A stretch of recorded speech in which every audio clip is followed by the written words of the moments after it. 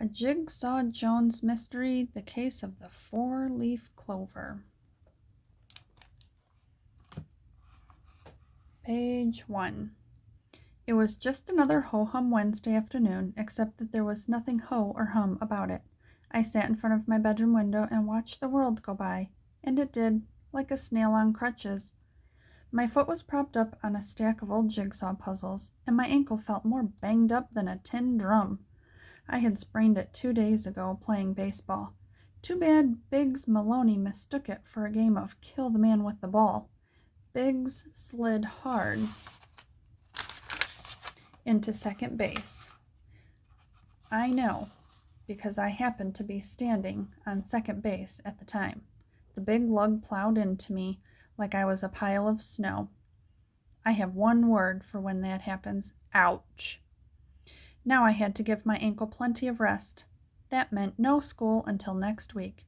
It was great for about an hour and a half. After that, it got old real fast.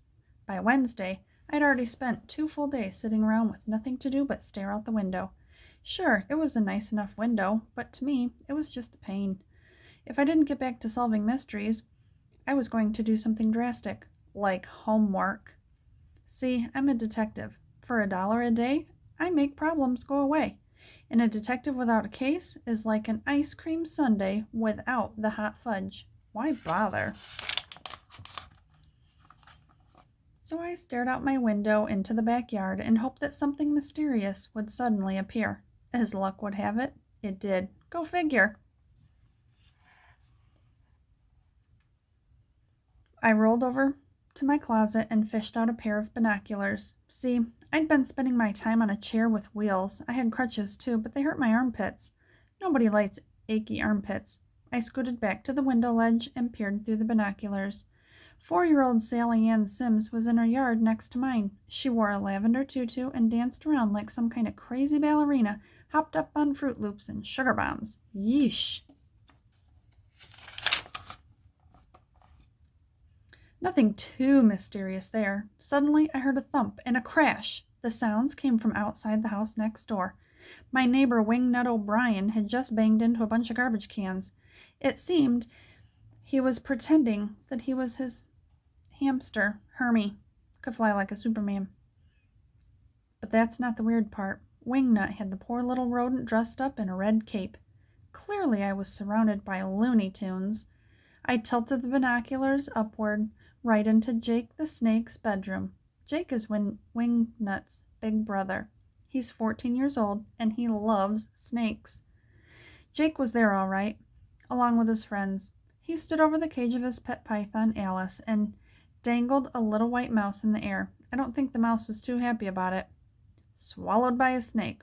What a way to go. Just then, something struck me about Wingnut. He usually came home from school with Freddie Fenderbank.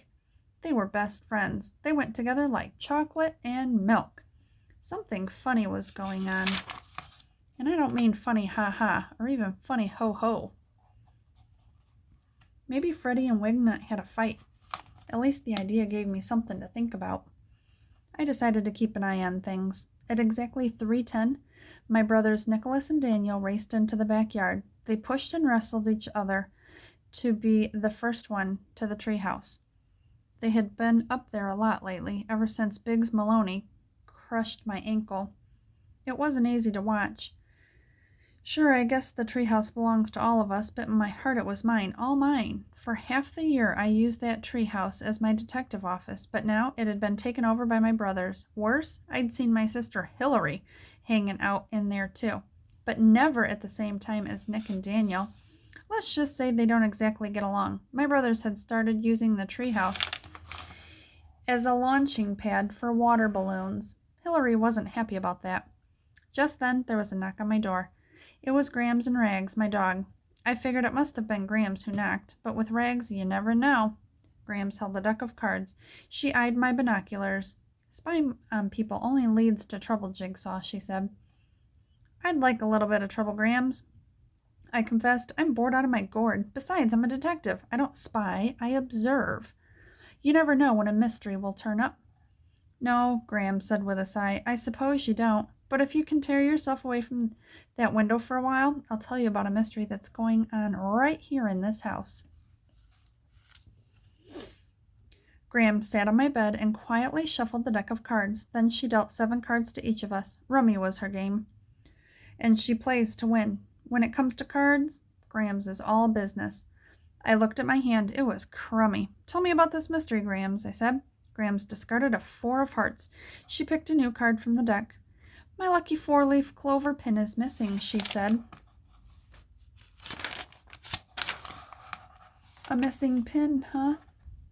I said, picked up her 4 and slipped it between a 3 and a 5 in my hand, playing for an inside straight. Like a safety pin? No, she frowned, a beautiful pin, like the kind a lady wears on her dress or hat. Jewelry, I murmured. Grams picked up a card and tossed down the 9 of clubs. I did my best to focus on the game and the case. Are you sure you didn't drop the pin somewhere? I never take that pin out of the jewelry box on my dresser, Graham said. I only wear it 1 day a year. Oh? I asked. St. Patrick's Day, she added. Which also falls on the day of my wedding anniversary, she paused. Jigsaw, that's only 2 days away. Well, then, this isn't the time to play games, I said. I set down my cards, and I grabbed my detective journal. I found a clean page and drew 4 hearts connected at the points by a stem. The marker I used was green, for the look of the Irish. I figured I might need it. Beneath the drawing I wrote, the case of the 4-leaf clover. Tell me more about this pin, I said. Graham smiled and winked at me. Then she laid down her hand. 3 6s, a 4-card straight, all hearts.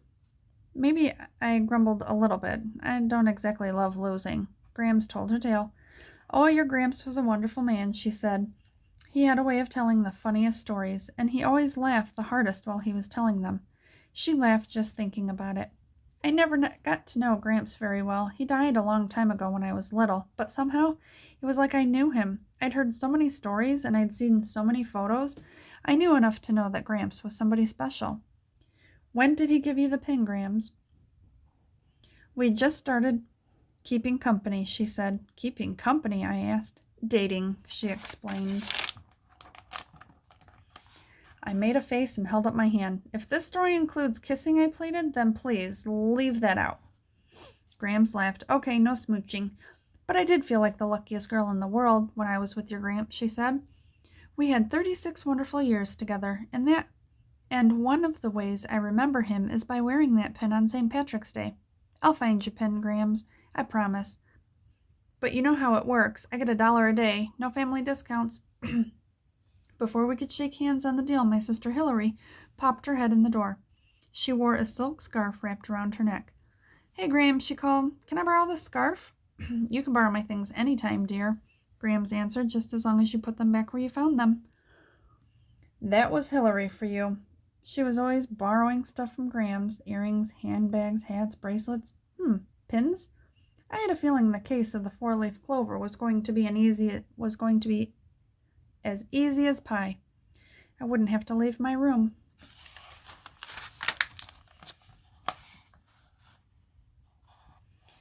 Rags perked up his ears. He lifted his head, barked, and raced downstairs. I figured Mila must be here. Rags was like a furry doorbell that drooped a lot.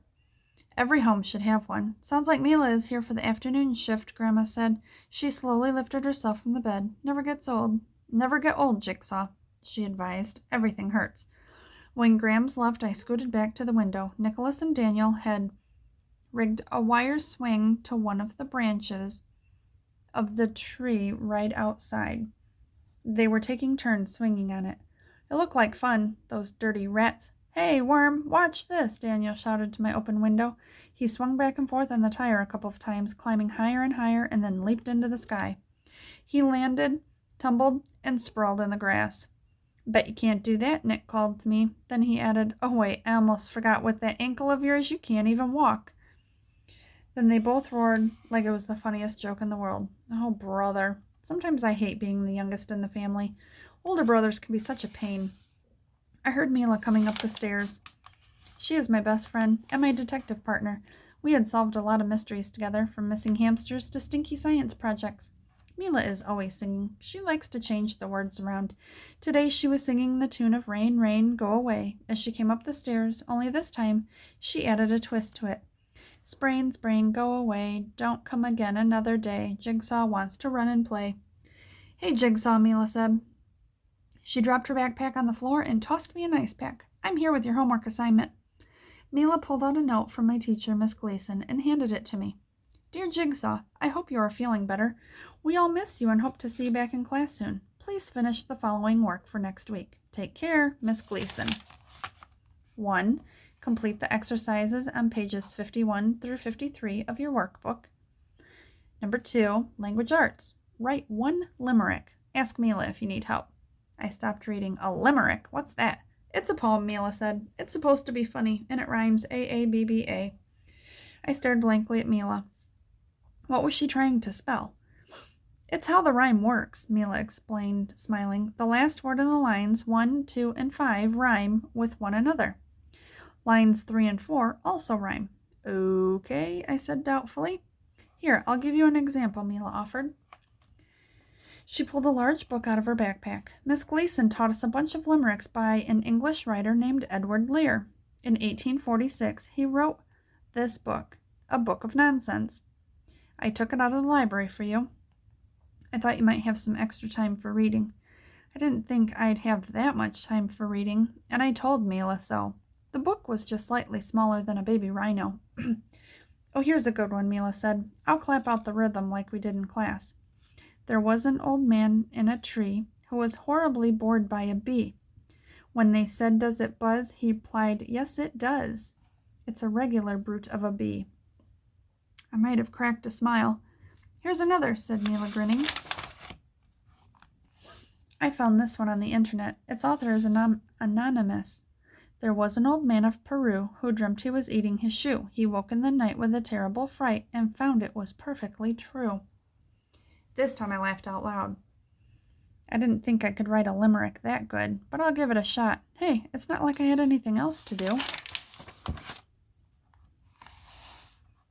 Writing a limerick was harder than I thought it would be. I looked at Miss Gleason's list of tips. 1. Practice the rhythm of limericks by clapping your hands or snapping your fingers.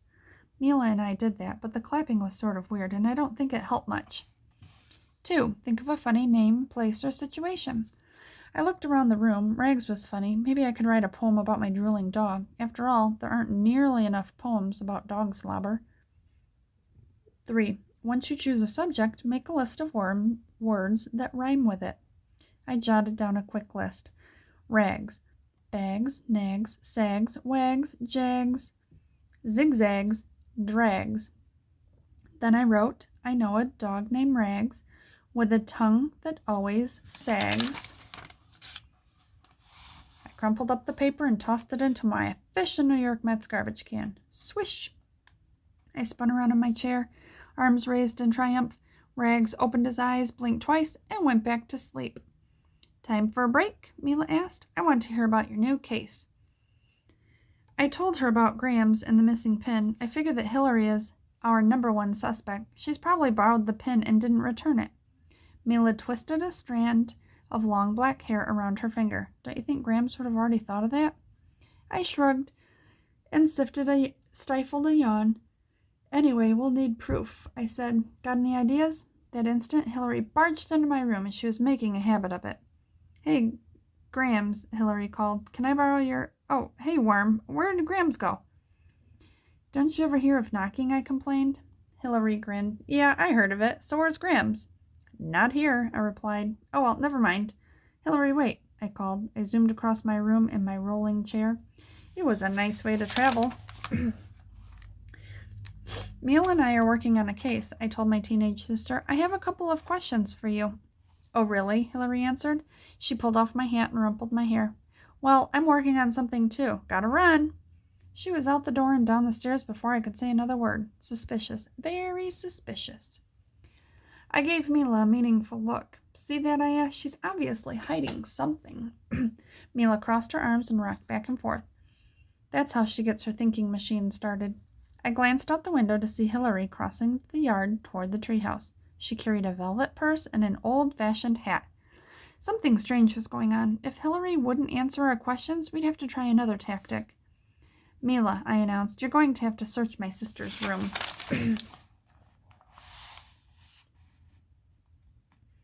Me? Protested Mila. I'm not the searching rooms type, Jigsaw. That's your department.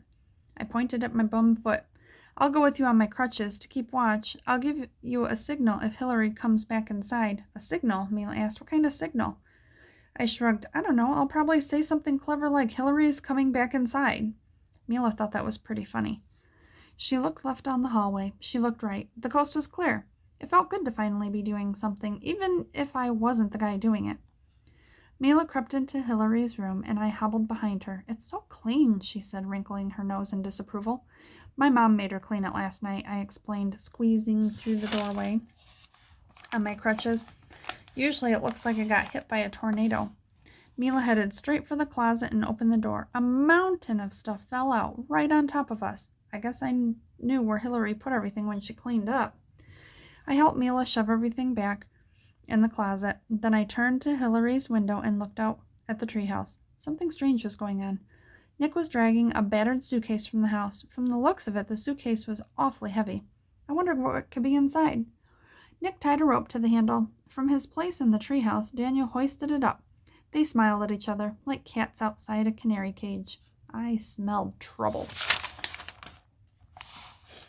The strangest part was that Hillary seemed to be helping them. She kept looking toward the kitchen window, saying, "Hurry, hurry." Why would Hillary want to help my rotten good-for-nothing brothers? All they ever did was give her a hard time.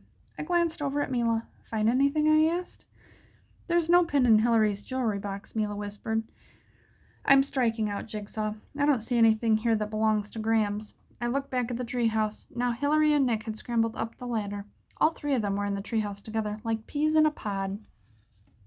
"Check this out, Mila," I said. She joined me to watch Hillary tack a sheet in front of the treehouse window. We could only see the outline of their shadows now. Listening closely, I heard banging. I heard giggles and laughter. I heard snoring? I looked over my shoulder. It was only Rags. "Look, Jigsaw, flashes of light," Mila pointed out. What in the world are my brothers doing? And why was Hillary, usually their sworn enemy, working with them? "Okay, Jigsaw," Mila finally said. "Let's start from the beginning. Tell me everything you've seen through the window, and then tell me what you think it means." The next morning, my mom came in with my breakfast on a tray, a glass of grape juice, jelly toast, and a bowl of Honey Nut Cheerios. "The service is pretty good in this place," I joked. Mom fluffed a couple of my pillows as I sat up to eat. "Listen, Jigsaw," she said, "your father and I are taking Graham shopping this afternoon. Billy is off doing who knows what, so I'm leaving Hillary in charge." "Isn't that like putting a monkey in charge of the zoo?" I wondered out loud. "Don't give her a hard time," my mother said, smiling. She propped up my bad ankle and wrapped it in a towel with an ice pack inside. "I'll be back in a few minutes," she said. "Try not to move." And then she was gone. Once again, I was alone in my room. I could hear the happy chatter of voices from downstairs. If my ankle didn't hurt so much, I would have hopped down there on one leg to join them. My dad came in to visit a few minutes later. As usual, he had a cup of coffee in one hand. "We missed you at breakfast this morning, kiddo," he said. "How's the ankle doing?" "It itches," I complained. He handed me a piece of paper. It had my name on it. "I found this in the mailbox," he explained. The paper had been folded into a triangle. It was a message from Mila. I waited until he left. Then I unfolded Mila's note.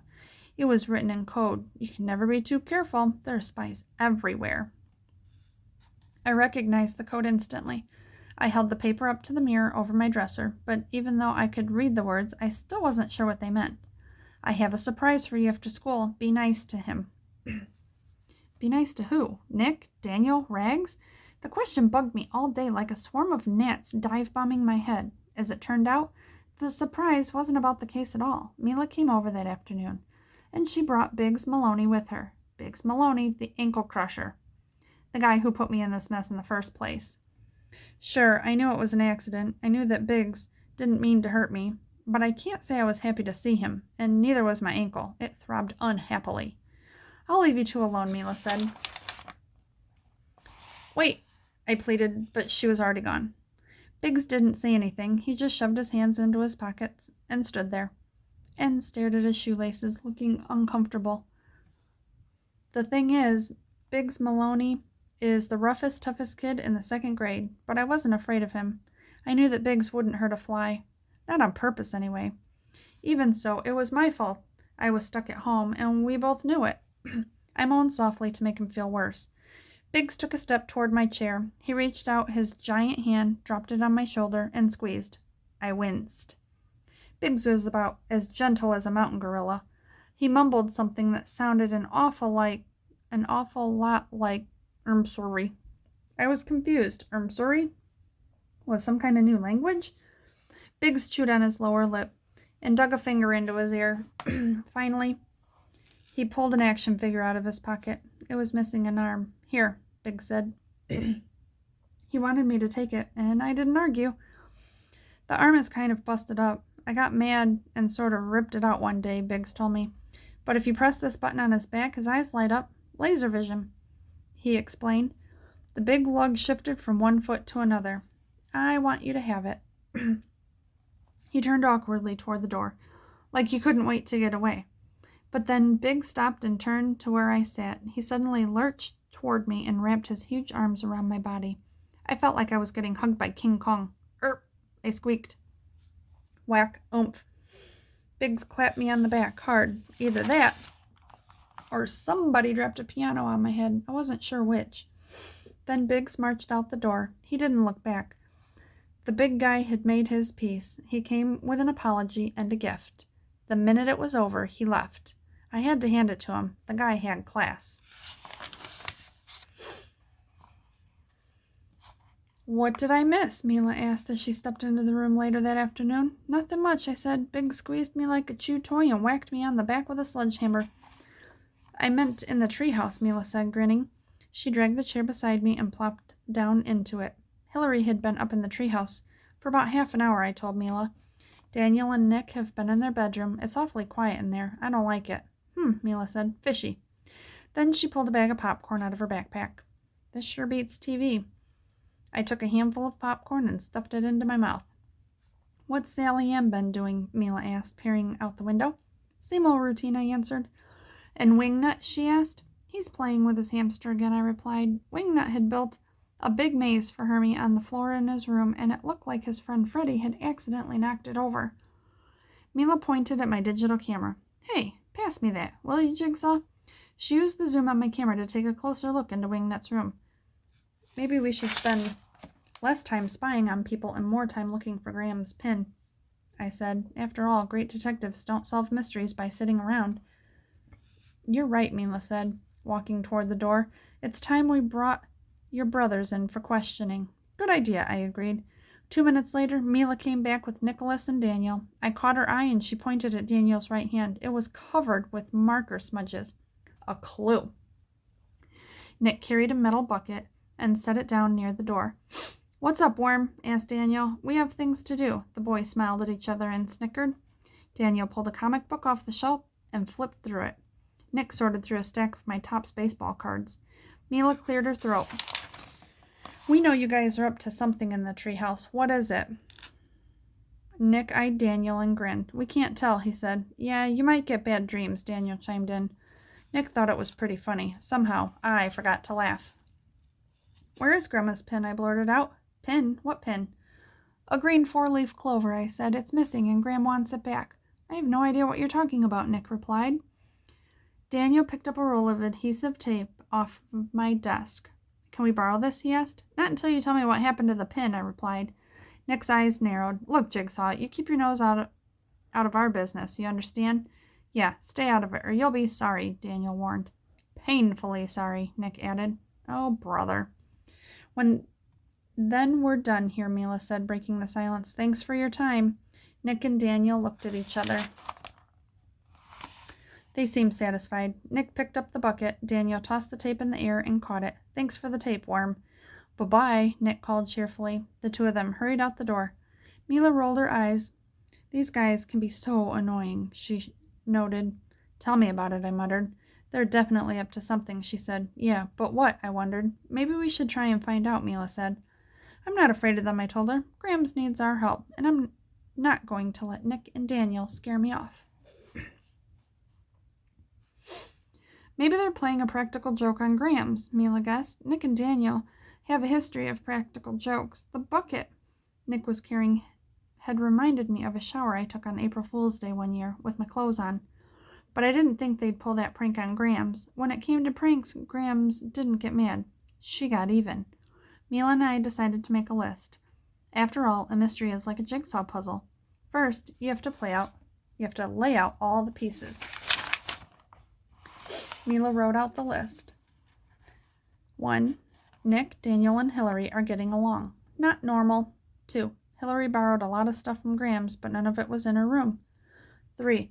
Hillary brought an old purse and hat into the treehouse. 4. Friday is St. Patrick's Day. 5. Daniel borrowed adhesive tape. 6. There were weird flashes of light in the treehouse.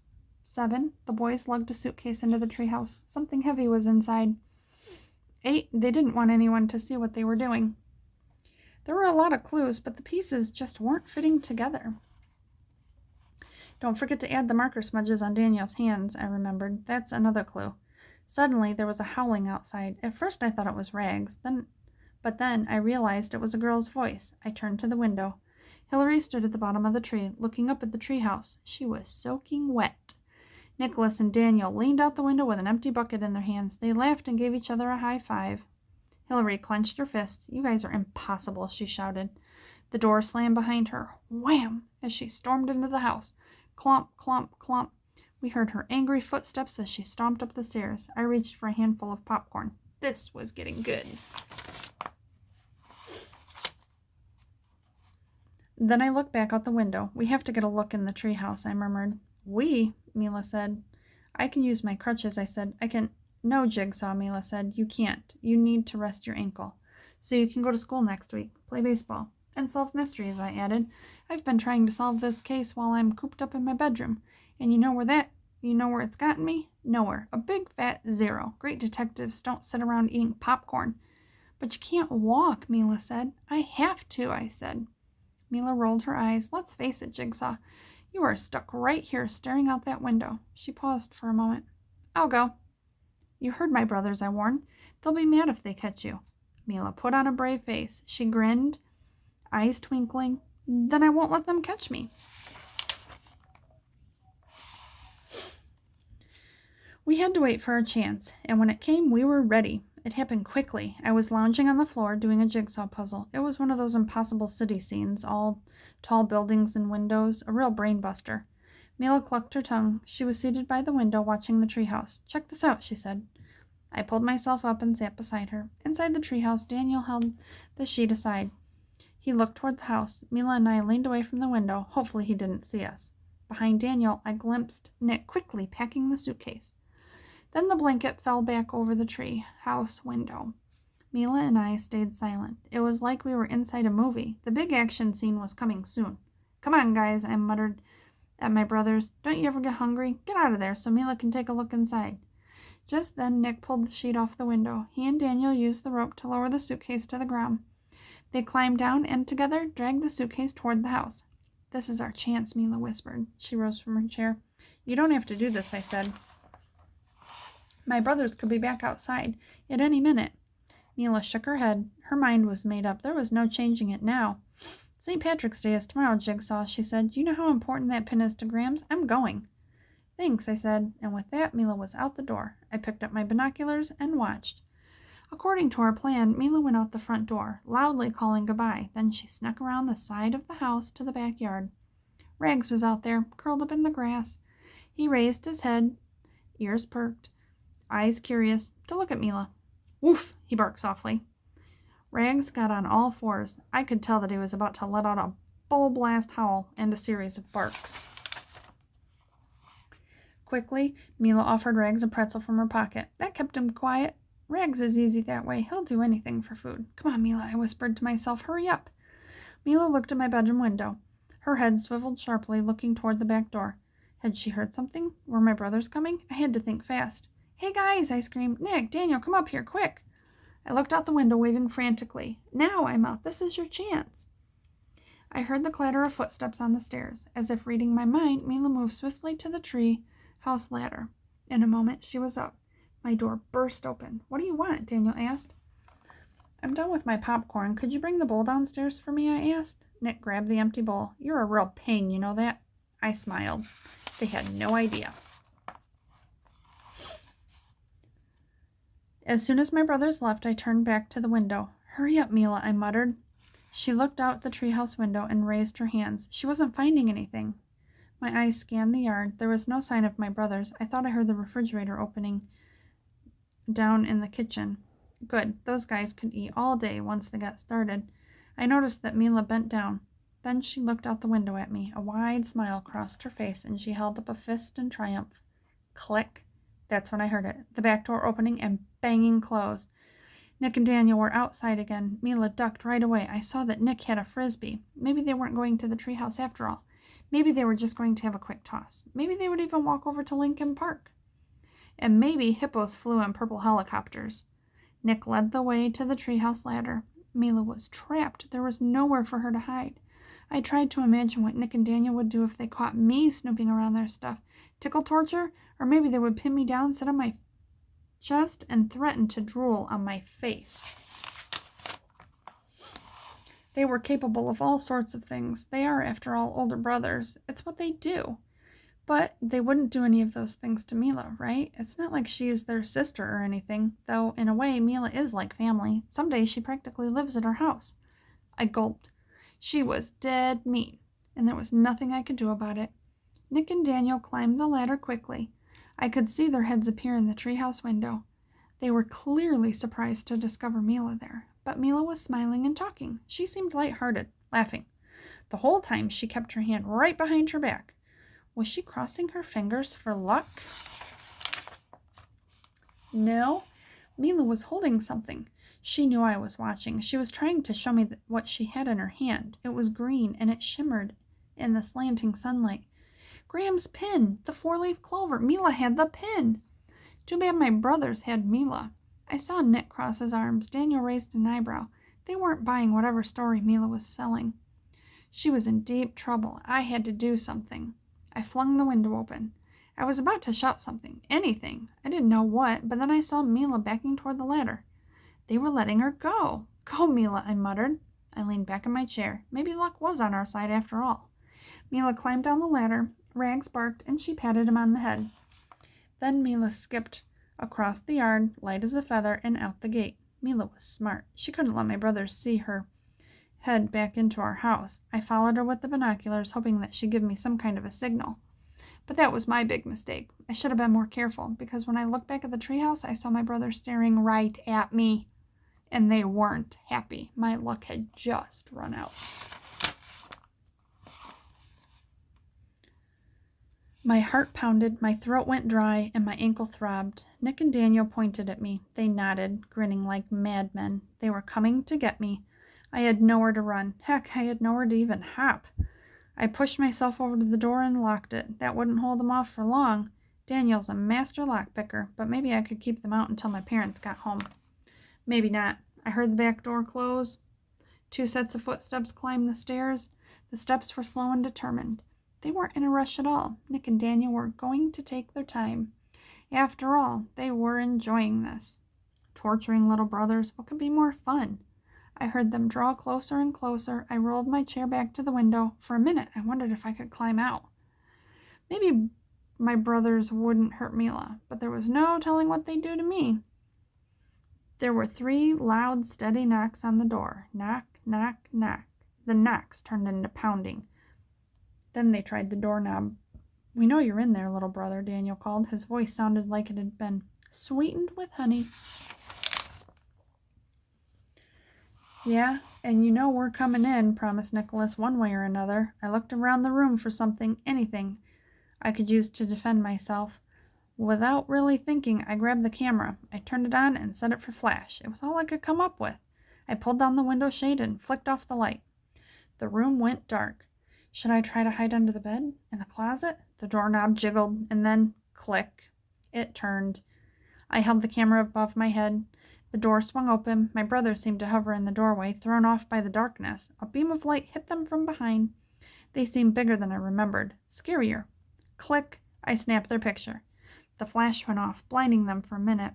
They shielded their eyes with their arms, but my trick didn't stop them. They came closer, step by step. Click. Blinded again. Closer. You can't hold us off forever, worm, said Nicholas. Another flash. Yeah, added Daniel. This is the end of the road, little brother. Another flash. Click. Then another. Soon they were at my chair. They grabbed me and rolled me away from the window. I couldn't run. This was it. I was a goner. Wah ha ha ha, Nicholas laughed. Daniel joined in. Then Nick held my wrists pinned to my sides, and Daniel tickled me under my arms, on my sides, behind my knees. No, stop, I begged. Not tickle torture. Anything but tickle torture. My sides ached from laughing so hard. Tears started to roll from my eyes. That's when Mila burst through the door. Stop, she demanded. Rags came bounding into the room behind her. He jumped on Nick and Daniel, panting and drooling, licking their faces like it was a happy game. In all the confusion, they let me go.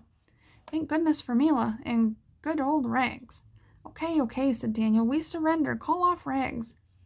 Hillary walked in carrying her cell phone and frowning. Can you please stop screaming? She said. You guys are ridiculous. I sat up on the bed. Mila tossed me Graham's pin. I tucked it into my pocket for safekeeping. I found it in the treehouse, Mila explained. Okay, I said, my tone sharp. Who stole the pin, and why? Hillary snapped her phone shut. She slumped down on the bed, glaring at my brothers the whole time. She clearly wasn't happy with them. Spill it, I said. Nobody stole anything, Nick said. We borrowed it. Yeah, right, I muttered. There's a difference, Daniel protested. Graham's always said it's okay to borrow her stuff. As long as you put it back where it belongs, Hillary chimed in, and you guys didn't return it. That was your job.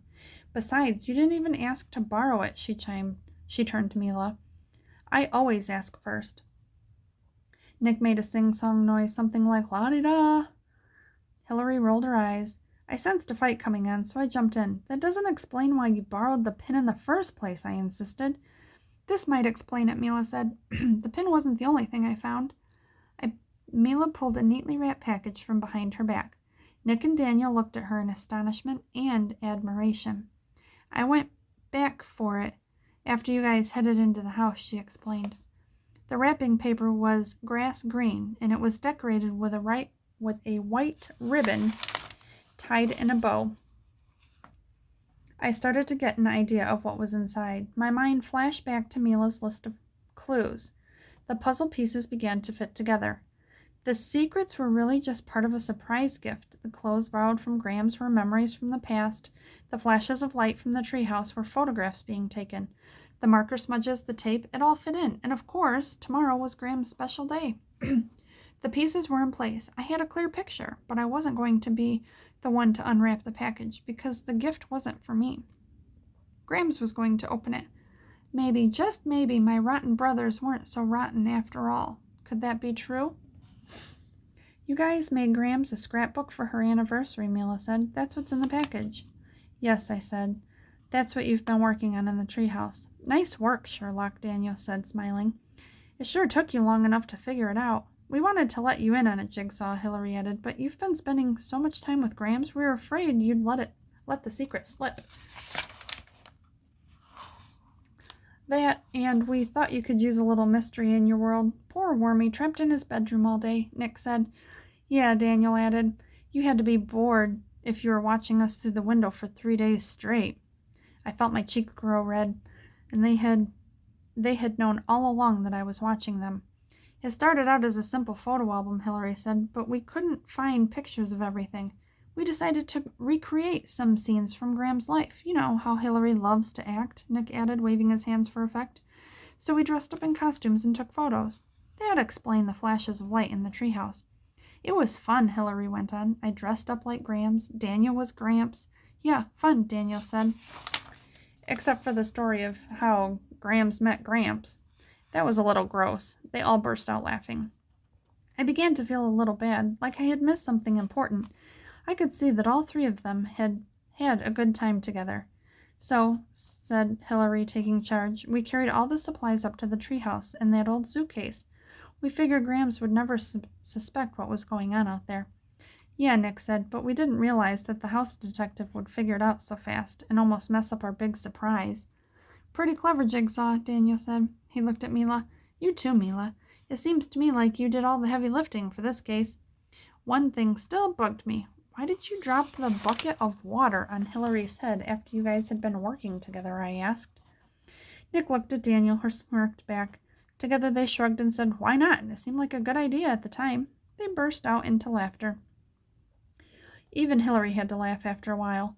Some things never change, but outside my window things were looking different now. Sally Ann Sims was back outside. She had hung a curtain from a tree branch to make a stage. She twirled around in her tutu, and a man in a business suit came out the back door of her house. He had the same goofy grin as Sally Ann, only he had all his front teeth. Mr. Sims swept Sally Ann up in his arms and twirled her around. It looked like he had just gotten home from a business trip, and Sally Ann had found the perfect audience. I glanced up at Wingnuts' bedroom window. He was back in his room with Hermie, only this time Jake the Snake was with him. They both looked happier than I had seen them all week. I guess they were all feeling a little less lonely now. Nick, Daniel, and Hillary gave Grams the scrapbook the next night over a traditional Irish dinner of corned beef and cabbage. I prefer pizza, thank you very much. Graham's eyes grew wet and shone in the light. She carefully turned the pages of her book, her fingertips reaching out to touch the pictures. Some made her laugh, others, well, they touched her heart in a different way. We could tell it was a good present, and glued to the inside back cover was an extra special limerick written by me. I'd finally gotten the hang of it. I had just needed something great to write about. Then I gave Grams the pin, wrapped up in a little box. She fastened it to her blouse right away and kept touching it all night. Thank you, Jigsaw, she said. You are a fine detective. I grinned. You should see me when I have 2 good feet. After that, the whole family played cards together. I could tell that Daniel and Nick tried hard not to be too rotten, just for one night, for Grams. Of course, nobody could beat Grams at cards that night, but we all still felt lucky. Go figure. The end.